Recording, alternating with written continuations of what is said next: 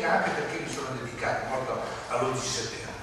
Perché ho fatto l'indagine, ho fatto, insieme a un gruppo di amici, abbiamo fatto questo lavoro da molti anni, ho scritto 3 libri su questo lavoro. Perché mi sono occupato dell'11 settembre?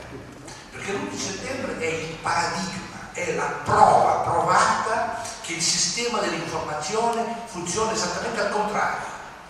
Sistema, ribadisco, sistema dell'informazione e della comunicazione, perché le due cose non sono coincidenti, sono due cose diverse. Funziona esattamente al contrario. Funziona come arma di distrazione di massa e funziona come arma di banalizzazione di massa. Cosa voglio dire con questo? Voglio dire semplicemente che quello che ricevete dai giornali e dalle televisioni, da tutti i giornali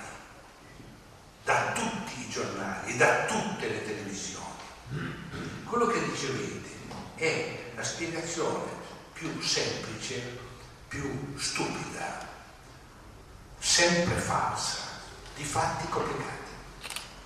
E bisogna occupare l'11 settembre perché l'11 settembre è il paradigma, come dicevo prima, totale del fatto che ci hanno raccontato delle gigantesche bugie. E non solo, guardate bene, l'11 di settembre del 2001, sono passati 10 anni, da 10 anni 50 milioni di persone, tutta l'Italia, e poi in Europa 400 milioni di persone, e poi negli Stati Uniti 300 milioni di persone, e poi nell'Occidente 1 miliardo di persone, non sanno nulla di che cosa è accaduto l'11 settembre, non sanno che l'11 settembre è cambiata la storia del mondo. Credono a che cosa? È stato Osama Bin Laden. È stato Osama Bin Laden. 5 parole. Vero o falso? Falso. Falso. Ma non solo falso. Non occorre guardare il mio film. Sono usciti decine di libri, sono usciti almeno 20 film, sono uscite centinaia di documentazioni. Io sto lavorando adesso alla seconda edizione del mio libro, che si intitola Zero come film, dove dimostro, perché ho tutti gli elementi in mano, ho le prove, io ho le prove, ma non le ho costruite io le prove, le hanno costruite migliaia di persone che in tutto il mondo hanno studiato in questi anni. 10 anni, guardate, non è un attimo, 10 anni della nostra storia non hanno detto niente. Nessuna televisione italiana ha mostrato uno di questi film, nessun talk show ha parlato di queste cose. Perché? Come mai questo silenzio totale? Al confronto del fatto che io poi vi dimostrerò, farò qualche esempio, abbiamo le prove del fatto che questa cosa è stata organizzata negli Stati Uniti.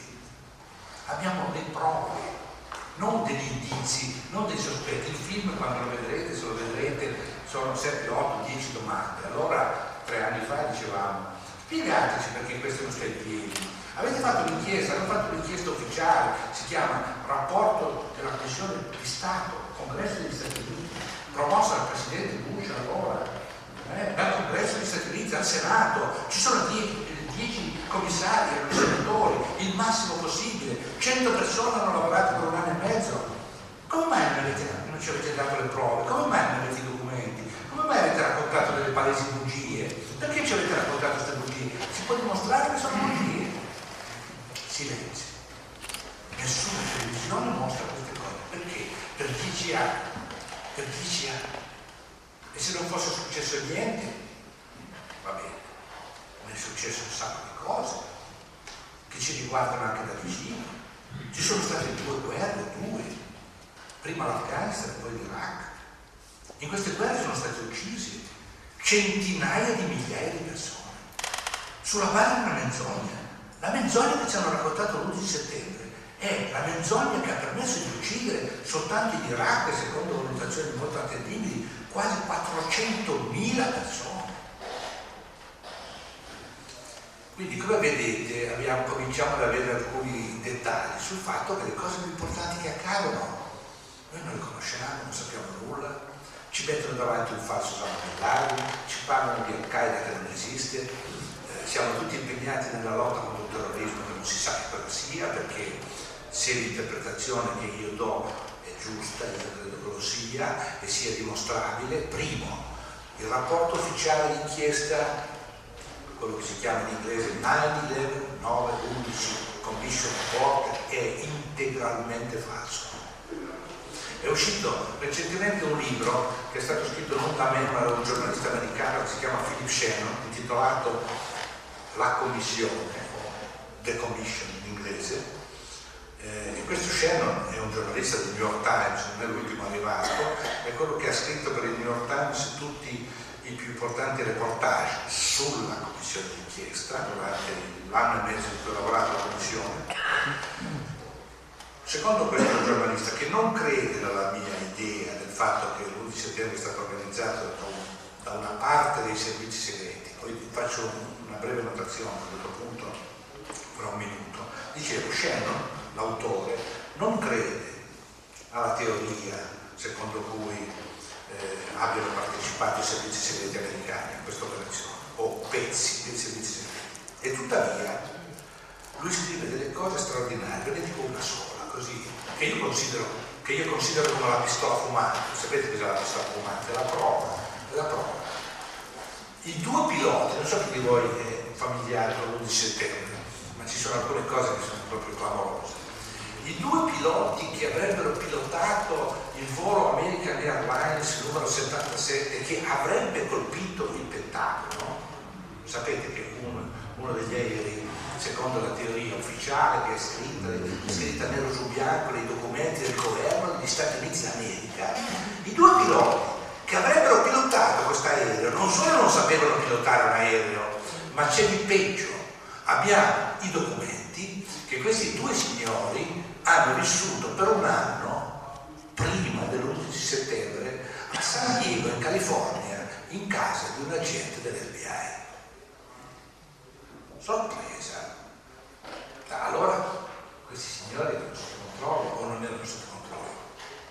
Com'è possibile che abbiano vissuto, non solo hanno vissuto a San Diego, ma hanno vissuto a San Diego con i loro nomi e avevano la carta di credito dove c'era scritto il loro nome, avevano il numero di telefono sull'elenco del telefono, hanno speso soldi e tutto questo non è che è stato inventato da qualcuno ha fatto delle ipotesi, tutto questo sta scritto negli archivi dell'FBI di San Diego in California.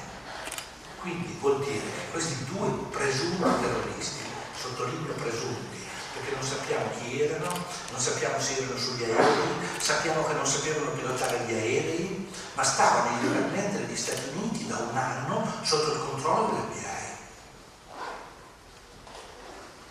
Non vi pare strano? A me pare molto strano.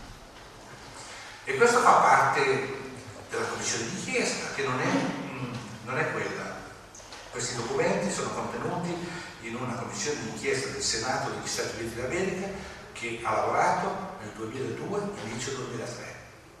Pensate che nel rapporto ufficiale c'è un cenno a questi due signori? Silenzio. Non c'è cenno, non se ne parla.